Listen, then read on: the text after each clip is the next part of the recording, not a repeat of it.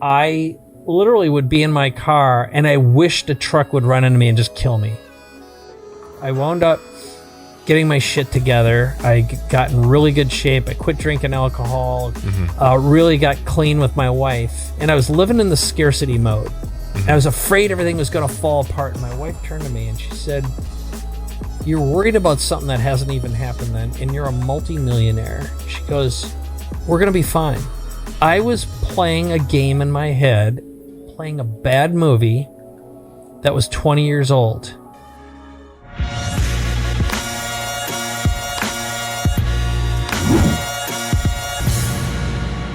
Welcome to another episode of The All-In CEO. My name is Sanyika The Firestarter Street. I am your host and rather large individual in a very small screen. I am here. Mike, I told you this straight up to your face. I said, I want to be a middle-aged white guy when I grow up. And what was your response to that? I said, I can't even remember what I said. I said, that's a very unusual request. But what did I say? I don't even remember now. Man, you are, first of all, you are a very, I see you as a very generous human being. I see you as a very authentic person. I see you as a brilliant mind. And I see you as somebody who, as a get shit done kind of guy. How do you feel about those as representations of who you are? Or at least reflections? I would say I'll take the last one first. I'm a shit getter doner. For sure. I believe in urgency and resourcefulness. And I think those are two qualities that, once you've got that, discipline follows. But like, someone will say, yeah, well, I'll do that. It's like, let's just get it done now. And so there's a philosophy I have, which is small container, short tail. And it's the way I do business, which is everything I do really quickly. And there's a container where you receive something that has a lot of value. So think of it as the best gift you could ever have. And short tail means we get it all done now. So you're not following up saying, what about that? You said you were going to, can you send me it's like, there's none of that. So it's like, here's the gift. We're done. Now let's talk about the next thing. So, I like kind of combining those two, but with all the others, I'll take all of your gifts. I try to be generous, live in a place of abundance and collaboration whenever possible. I really think that's where magic happens. Abundance and collaboration is where the magic happens. So if this was Aladdin's, if this was the magic lamp, when we rub it, then we get what is abundance and what does collaboration mean to you? Well, here's the way I'll frame that, because sometimes I think asking yourself a question helps you learn something a lot faster. So I'm going to demonstrate one of the most powerful questions you can ever ask anyone. It's also a great way if you're a coach or you're selling something. But it's a pre-framed, future-paced question that forces the listener to buy into working together. In other words, collaboration. So here's the framing of the question. Sure. So let's say we're talking and I said to you, so Sanyika, let's assume for a moment that I were to help you build your brand, grow your influence, make it easier for you to share your message with the world so that you can influence and affect more people, but also get them to raise their hand and say, I want to work with you. Something you said touched my soul. I'm all in. What would it take? Okay.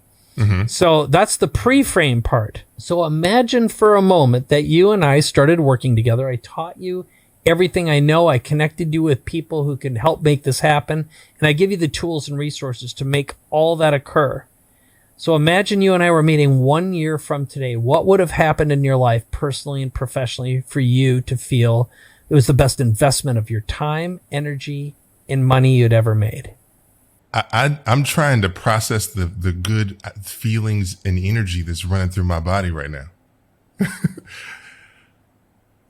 To answer that question, Yeah. I'm going to answer it off. I'm going to answer it. We can meta this thing too, because it's sort of like what's going on and why was it going on, but also deconstruct how the question was asked and then what your answer is and what it would be. So we can do this in any order you want. Well, the first thing is that I think for me it would be that that I was able to effectively build my business around my lifestyle and to be the boulder in the river when it came to taking a principled stand for making sure that my lifestyle came first, and that my family comes first. I have a newborn, and that I am operating in the highest interests of my family. Number one. Number two, I would say we crossed the 7-figure mark as a business. We've done half that so far last year, and now we're, a growing company, and now we want to take it to the next level. And that is the intention from this point. I think from a revenue standpoint, our intention is to cross the 7-figure mark this year and beyond. Right. And, obviously I have an 8-year trajectory that was from 2 years ago, but I have a 10-year trajectory to do a roughly $250 million exit. So, who knows where the ball lands, who knows what happens, but, $250 million exit, and to create 250 first-time millionaires in that process as well. So, men serving their families also. So that's from a revenue perspective, business growth perspective, and that everybody on my team is able to create a legacy where they are able to take care of their family and to create impact for the people that they serve. I have a team in the U.S. and I have a team overseas. And I think the third thing is to see how far I can push this skin suit. I'm gonna just be straight up with you, Mike. Like at a foundational level, like we're driving a skin suit for this run, which we call life. I want to see how far it can go. I want to test the limit of how far this skin suit can go. And what I mean by test how far it can go, impact may be an understatement. I want to see how far and loud the vibration of my voice can reach in terms of productizing the message that we're talking about, going all in. By the way, all in stands for alignment and integrity. So the two necessary components of any high performing organization is that if you are in alignment, meaning operating within your core values, then you can be a man of integrity, actually someone who's a get shitter doner like you, somebody who does what he says he's going to do. And so if you are operating in alignment and integrity, then you can construct commitments and you can be all in, so that's the way that I believe. And I have a commitment to be able to serve the people from the place that I came from in DC. I have a commitment to be able to extend my impact to as many places that are willing to listen. So, make no shits about it. The last part of this is that I want the vibration of my voice to echo as far as I can get it. And the question is what ship, container, or vessel does it need to be on to get to where I'm looking to have it go? Did I answer your question? Yeah, you did. That was great. That's great. So the three big things, first of all, family compatible lifestyle and lifestyle business. So let's put that over here. Number one. Then at the end of this year, hit that legendary 7-figure mark. And I'll add, but what I really heard, being in alignment and integrity with you, your family, and the impact you want to create. And then looking forward, it's to be able in your 10-year trajectory, which is the $250 million exit, creating 250 first-time millionaires, and for them to operate in alignment as well and integrity. Mm-hmm. And then finally, when you talk about, this sounds like a little avatar action here, how far can I push the skin suit? How can I use this body as a mouthpiece, as a tool to accomplish these goals? And it sounds like to me that is also where your transcendent place is. So if you think of yourself as a transformational individual, to be able to operate in your highest level of transcendence. Mm. Yes. What an amazing encapsulation. So yeah, that is absolutely the trajectory. So in the context of the question, so that, future pacing that question, from a like a deconstruction standpoint, what is that future pacing question? What place does it get me to? Who do I become in that moment if I am a sort of a potential client or somebody looking to work with? Like, what does that do for me? Yeah, well, here's what it does. First of all, it forces you to look into the future, but the way it's framed. Now, normally, if I just asked you this simple question, which was, so Sanyika, if we were to meet a year from now or 3 years from now, what would have happened personally and professionally for you to feel satisfied with your progress? Now, that in itself is a great question, and it forces you to think. But by creating some framing and context, which is, imagine I help you achieve your goal, and this is how we'd work together. Mm-hmm. Now, what would make you feel as though that was the best investment you've ever made of time, energy, and money? The pre-framing creates a structure and also a container to operate within, so you know what it is you're going to do, but also how I'd help you. So when you ask that, and you effectively are saying, and I help you, and I give you all the resources and tools. First of all, I believe two things happen, probably a bunch more than that, but the first of them is you feel as though you've given yourself permission to get help and imagine yourself getting to your destination without worrying about not having the support to get there. Okay? Mm-hmm. That creates a collaborative mindset. And the second thing is, when it's framed in a business context, they, meaning who you're speaking to, is convincing themselves that you are the person who can help them get to the promised land. Mm-hmm. So they're selling you and imagining you as part of the process. Mm-hmm. And just the process of imagining into the future, I think, fires off happy, positive chemicals in the brain. So it is the best way to pre-sell someone into working with you, and it also allows you to describe to the person in front of you what you do, how you do it, and how someone would work together. Okay? Yeah. And I've built an entire sales system around using about 5 questions that, just by answering them, gets the person imagining their future created with you. And it works for any product or service that I don't know of anything it doesn't work with. Mm-hmm. Because at the end of the day, every product or service is delivering some form of 3 things. It's here's the shortcut. It's get paid, get laid, live forever. So it's making money or buying money at a discount. I will help you make money or earn more. The second is status and authority, or being loved and liked. So we'll call it social status. The third is lifestyle, quality of life, or health. So every product or service somehow fits into one of those 3 things. Those are, so it's get paid, get laid, and what's the third one? Live forever. Live forever.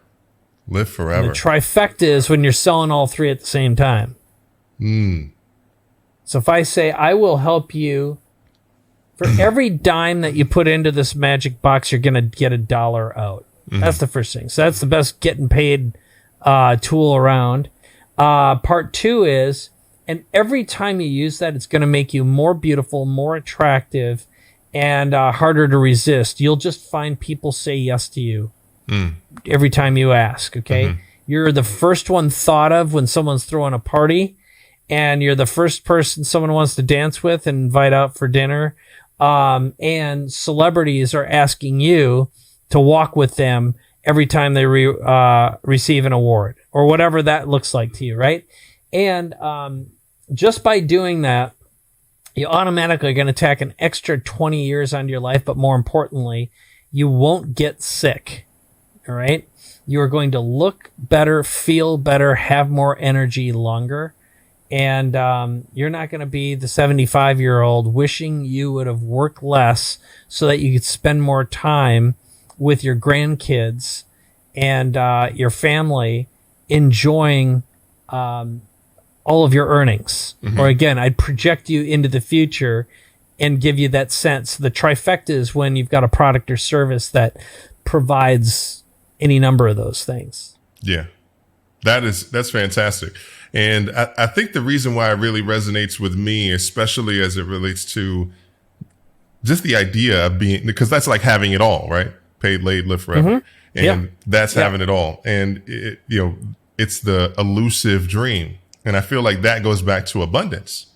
Like having abundance. Was there ever a time in your life, like, where you did not live in an abundance mindset? Like, were you not living in the space of which you live right now? I'd say a lot of it. I grew up in a it'd be like a lower middle class Midwestern family, oldest of four. I was horrible at school. And the only thing I ever wanted to do, like if someone asked me, what do you want to be when you grew up? And so we were used to like scrambling for money or not having enough. Or I won't say we didn't have enough. Like I didn't live in fear of ever going hungry. But there wasn't extra, and if there was never ever the promise of someone's going to pay for my education or pay for college. It's like, it's up to you, kid, Yeah. And I didn't have the kind of mentorship I desired around me, but I had two parents who loved me. That's the good news. So, and I grew up in Minnesota where it was cold, and because my dad worked a lot, and he was a barber. He was like this building inspector in this little town I grew up in. He was the city clerk, and then he also did a bunch of other odd jobs. Like he sharpened scissors and knives at night. Wow. He was always busy, always working, always doing something. So we were last for a lot of things. So if someone said, so what do you want to be when you grow up? I'd be like, first of all, I want to be warm, rich, and first. And so that really motivated me to figure out how to earn money, which I started doing very, very young. And I started working full time the day I turned 16 when it was legal. Even though I always had something going on, I always had a hustle, some way of making money. And I taught myself how to code, how to program computers when I was pretty young, 14. This is back in the 70s and 80s. So it wasn't easy to gain access to technology or computers or gain any training. I had to teach myself. And there wasn't an internet, it wasn't like you could watch a video to learn something. The cost of education was very expensive and hard to reach. From there, I struggled a lot. I carried around a lot of credit card debt. I always had something going on, but I was always good at making money. I wasn't good at keeping it.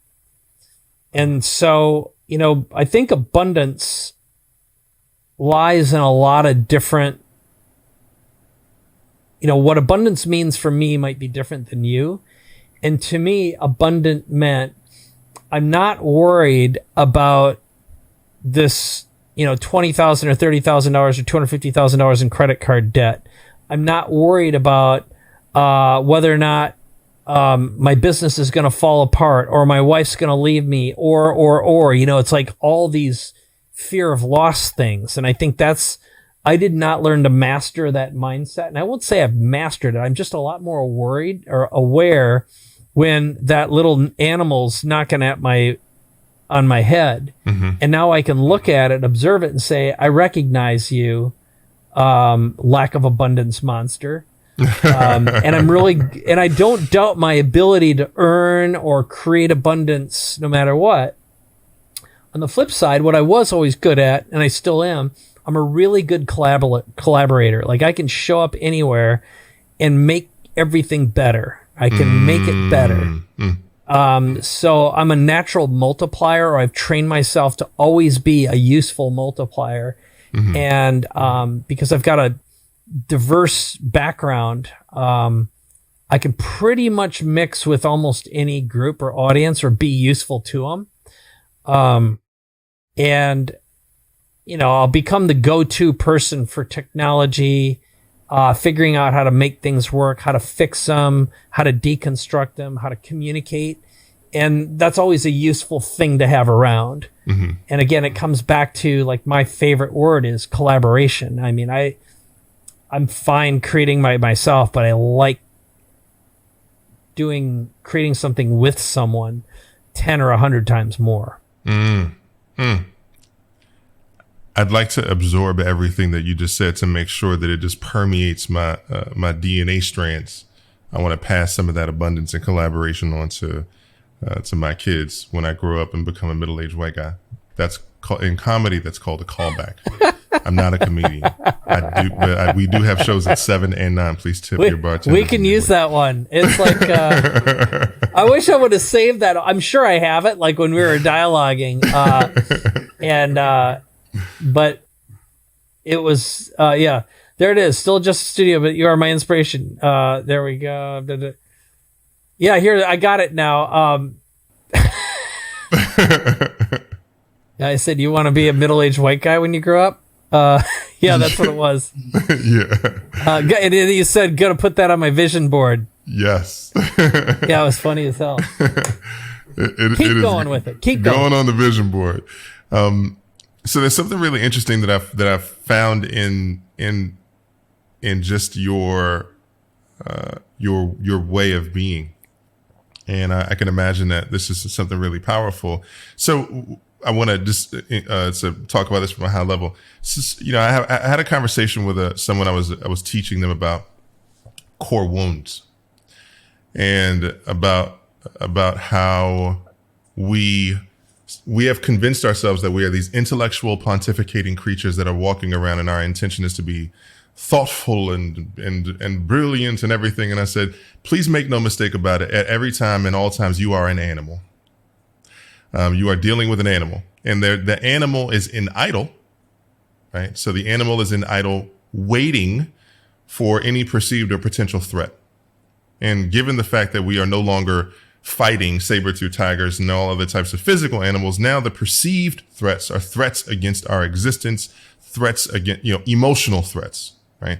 That threaten to take away everything that we have or to change, that. And you brought up the idea of the animal just briefly, but you spoke to the idea of the animal, like, reining in the animal. And my question is how do you train yourself to step into this a new way to transition from just animalistic tendencies to actually being abundant? Not just thinking about abundance, but being abundant, because that's the energy that I get from you. I get that you exist in abundance. It's a way of being that it's gotten into your DNA. You operate in that way. I think some people think of abundance, but they're still operating from scarcity. They're still informed by the animal. They're still fighting against. So how do you stay in the space of being in abundance? All right. I took a few notes here as I was listening to you. So there's no such thing as the answer here, but there are a variety of answers that may or may not even conflict with themselves. So yes, we are animals. There's no doubt about it. But I would go so far as to say, I believe we are spirits in the material world. And there's something that I read or heard a while ago, which was Carl Sagan once said, we are all stardust powered by starlight. And I can remember experiencing what I now know to be the equivalent of psychedelic experiences when I was a child. Like, I definitely felt like I'd exit this physical form in my dreams or whatever. And later on, when I've actually experienced some psychedelics, I was like, oh, wow. Because I think Avatar was a really important movie. And this idea of having or even the Matrix, right? It's like what is this dream is a reality. And at the end of the day, what I believe to be true is that we are all God hallucinating. And we're and the universe is very complex, and it's also very simple, and there's one unifying force that binds it together, the force, Luke. It's love. Okay, it is the state of eternal bliss and love. And anyone who's had a near-death experience or a psychedelic experience and really left their egoic state knows what I'm talking about. And so getting back to like the Police song, we are all, we're spirits in the material world. I think if let's say you're born into a family of love versus a family of poverty and famine and physical abuse, mental abuse, sexual abuse, whatever it is, being poor and ignorant and experiencing the worst physical trauma, maybe surrounded by war. So your animal's going to be put into a deep state of trauma that's going to be hard to resolve unless you have a transcendent experience. In other words, something where your soul wakes you up and you're like, this physical form that's white or red or black or brown or whatever isn't me. It is, as you would say, a skin suit. But my soul is pure. And I think we either have moments of that and moments of knowing that we are in fact eternal. That this is a temporary experience, a temporary manifestation. So the phrase, and I'm not a religious guy, I'd consider myself spiritual in the sense that spirituality is the universal language of truth. And I'm not saying I'm right. This could be my hallucination. I'm just going to own it for a moment, all right? Received, yeah. Okay, and that is that this gift of being a soul that gets to experience the flesh for a few decades and create and procreate and forget what we come from. In other words, forget our divine, eternal nature and be masked for a period of time. Wouldn't the goal be to re-experience and reunite and remember from that we came and know we are all one and we are just a universal? It's sort of like each body, each manifestation, each of us is like a temporary lightning strike, and the branches going off as an individual, or fingers, but we don't realize that we're connected to the hand, right? It's sort of like, oh, I'm unique, I'm different, I'm special. Well, you're just part of a body. Right. So that's kind of the way I look at, this is one of those things, it's a rabbit hole and we can talk about it forever. So let's just put that in a great big ball. It's great. But going back to answering your question about living in a state of abundance, here's what happened that changed my life. And it only happened a few years ago. I had a period of time, I was physically and chemically depressed. It was only 4 years ago. And on paper, it's an inexcusable crime from a point of view, which was I'd made plenty of money. I'd accomplished, plenty of success, been on lots of stages, worked with celebrities, helped thousands, tens of thousands of people build and grow businesses and make money and feed their families and on and on and on. This and this and this and this. Okay. All the prizes, but I wanted to be dead and I felt trapped. A bunch of my business shit quit working. It was broken. I was losing money because all my marketing quit working. And I was surrounded by a bunch of people who had worked for me for a long time. And either I wasn't a great leader or they didn't feel inspired to improve their abilities and capabilities to help us in our next, phase. But the bottom line is I was very trapped, and shutting down my businesses meant millions of dollars in losses. And, like a lot of what I had spent my life working for. And I just needed to rest. Like every part of me was broken and tired. And I literally would be in my car and I wished a truck would run into me and just kill me. It was, and I hadn't had suicidal thoughts before in my life. And I wound up getting my shit together. I got in really good shape. I quit drinking alcohol, cleaned up my body, worked out 4 times a day. I mean, I was pushing it hard, really got clean with my wife. And at some point, and I was living in the scarcity mode.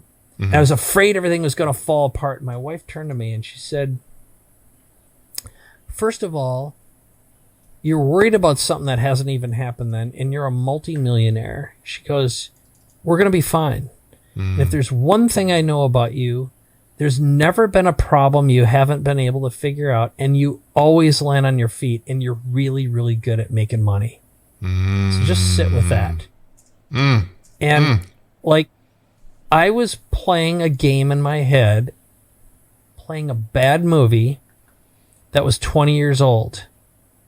And I was trying to solve a 50-some-year-old problem with my 20-some-year-old brain.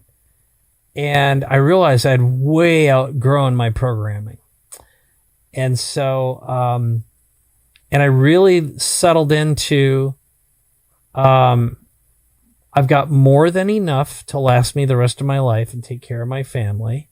And I'd never experienced that before because I was grinding in this place of lack and not having enough, and I have to have more. So, and then I look back and it's like, when's the last time I've ever gone hungry? Never. When's the last time I never really was able to figure something out? Never. Okay, got past that one. And then I'm damn good at just manifesting opportunity that turns into plenty of money really, really quickly. And I'm good at teaching other people how to do it. So what am I afraid of? Like, you know, and I think it's this fear of losing what you have, and fear of loss kicks in after you get past the fear of not having enough. You know? So there's always a bitch that's going to slap you on the face right around the corner. It's just a new lesson, right? And like, I've worked with a bunch of billionaires. You know what 85-year-old billionaires are worried about? What's that? Death. They can't buy more time. So there's always a bitch around the corner ready to slap you on the face. You know, it's like, wake up. Wow, man. That, as a message, you know what? I want to just point out one really profound thing that would just spoke through everything that you just shared. What a beautiful story about abundance and about everything. It was a real subtle thing, super subtle, but it's profound. That's the type of thing that echoes into eternity. It was ownership. It was ownership and a deep form of self-reflection, especially around the dissolution of your business. It was like, you know, either I wasn't a good leader or they weren't able to grow, and it's most likely a combination of both. But the idea is like, from the place of ownership and which is acceptance, right? It's a form of high level acceptance. You can recreate any new possibility because, you know, you lose attachment to the ego, to the status, to any of the other things that we have like clenched onto.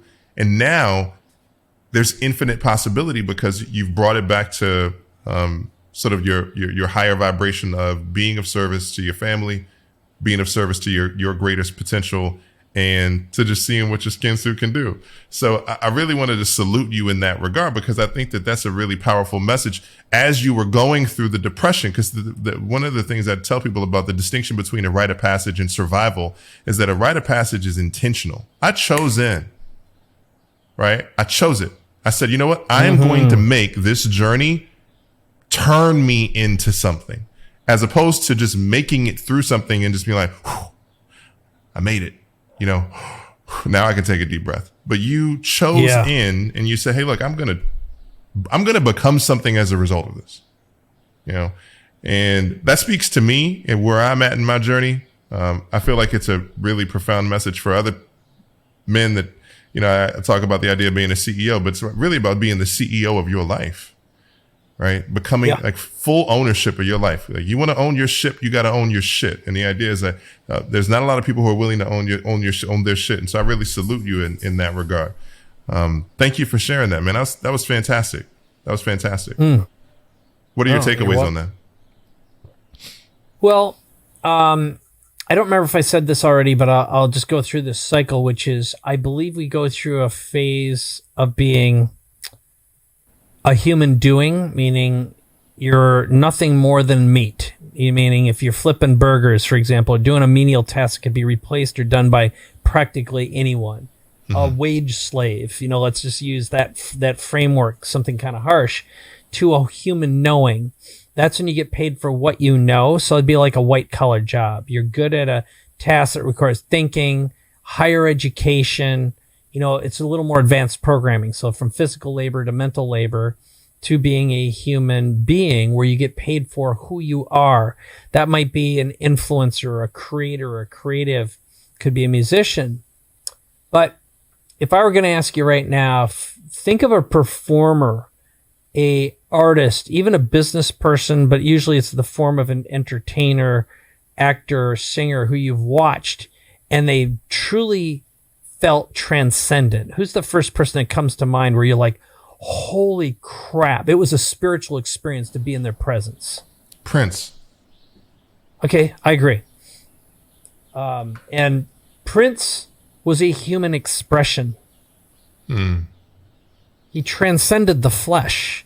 So when you got to the membrane between the soul and the flesh was very thin. You could feel that energy when you hear Prince walked into the room and sucked the energy right out, or you could feel him walk in. Right. That is a human experience, a human expression walking in.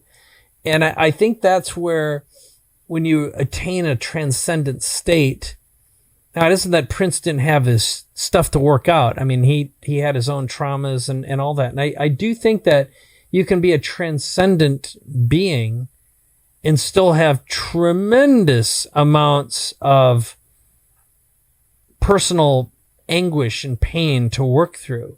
It's one can exist with the other. So many great artists are, completely nuts. But to be a balanced, transcendent human expression, I think is a great goal. And like, I still have I have one story that runs through my head that nags at me. And I at least I know it's there, but I'm not as successful as I think I should be, or I'm not as far along. I go into a comparison mode. I'll be like, didn't hit so-and-so state, or, and I'm okay with it. I really am. I'm a really happy, content guy, and I've got a much simpler life than I did 10 years ago, right before I had cancer. It just about killed me. But, there are times when I still have that nagging bitch show up and get me. And I find myself comparing or thinking, there's some skills that I never learned, I never got good at. And, I can do it now. But the truth is, it'll be like I make choices, conscious choices, where I could learn this new capability or skill, or spend more time with my son. He's 19. He's back from college. He's going back to school. I'm not going to see him for 5 months. And I really make conscious choices of where I invest my energy, and it's heart energy versus status energy. So I don't know if I answered your question there, but I think in the sense of if you look back at your life through the rocking chair perspective, imagine you're 85 or however, a year before you believe you're going to pass. And if you're looking back at it and determine what your regrets are and what you're joyful about, I think I've done as much as I can to make the time for my family. I'm not going to look back and go, missed out there. Yeah. But maybe I'd be a really good guitarist, or maybe I would have spent some more time on stage. Maybe I would have done stand-up, or whatever other little pings of, I should learn how to do that. My shoulds and my shouldn'ts and my gottas. Yeah. Look, we're not in the business of shooting all over ourselves, or the gottas. And, I love that you brought it full circle back to family, because your 19-year-old son needs you just as much as your 9-year-old son needed you, just as much as your 9-month-old son needed you, just as much as your family does. And I think that is a good place to come full circle, because, when it comes down to it, we're doing this for a reason. And sometimes we can understandably get lost in the reason. And one of the reasons that we are doing this is for the sake of the people that we serve and that we impact. And there's no better group of people that you serve and impact than the people that are literally in your home. So, this is an opportunity to, one of the things I'll just share with you is that we have a daily gratitude practice. So before we eat, we tell each other why we are grateful for each other. I look at my wife in her eyes, and I look at my son in her eyes, and that is our form of grace. I say, I'm grateful for the way that you show up in the world. I'm grateful for you loving me. I'm grateful for you being a great mom, for being a great partner, being a great friend. I'm grateful for all the people that support us. I'm grateful for our home. I'm grateful for our animals. I'm grateful for, that when we speak, we breathe life into each other. And if you have not done it, please take this as a moment to breathe life into the people that you serve, because that is the best form of abundance, or the greatest form of abundance. I believe that abundance is also created. We can operate creating abundance. We get to create it at the same time we get to receive it. So, Mike, you are the membrane between the skin suit and the spirituality is thin. So I'm gonna go get some Stardust and read up on Carl Sagan and see how I need to the next chapter in me becoming a middle-aged white guy. We'll figure out exactly what it takes to make it to that next level. That's Avatar Part 3, guys, by the way. Avatar Part 3. We go.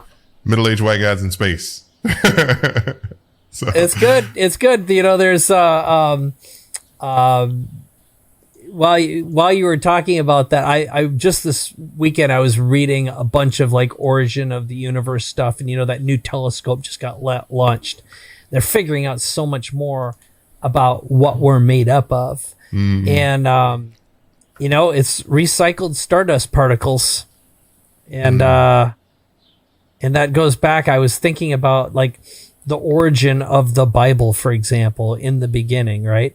And I'm always looking for what's the parallel between ancient scriptures and real life astronomy, and looking for the clues, the hints to wisdom that we can use, or to find truth and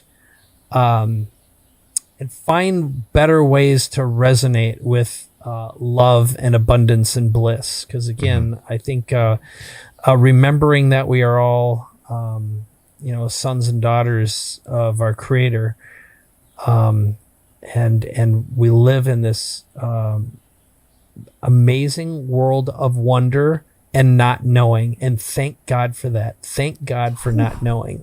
Thank God for not knowing.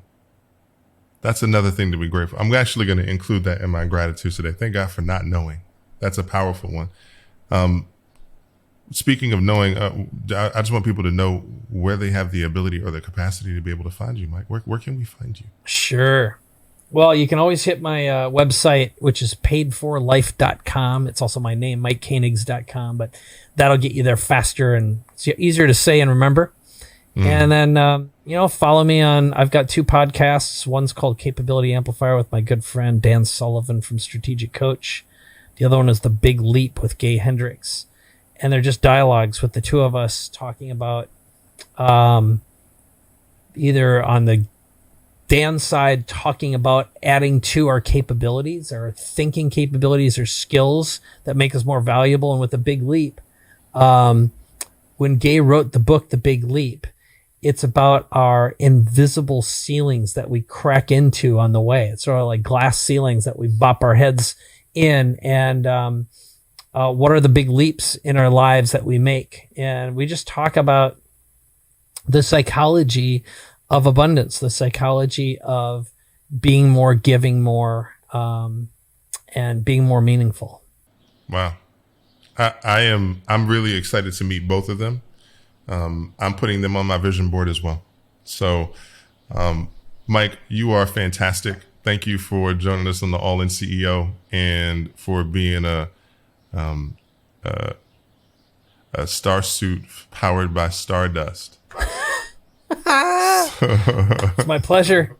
Back at you too, man. I'm glad you reached out, and also it's been good just to get to know who you are. And I love your journey. I love your struggle. It's that's what builds great character, and you are a great character. Thank you for that. I fully receive it very much, man. Thank you. You're welcome. All right. Peace. All right. Love you too. Thank you. Peace.